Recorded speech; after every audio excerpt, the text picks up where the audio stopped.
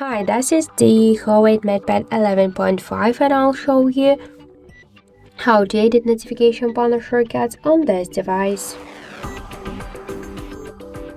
So first open the control panel and you'll see here all of the available options. So just to change the positions of the icons or to add here new options or just to remove some of them, we should click here to this edit icon on the right upper corner and then tap to edit switches.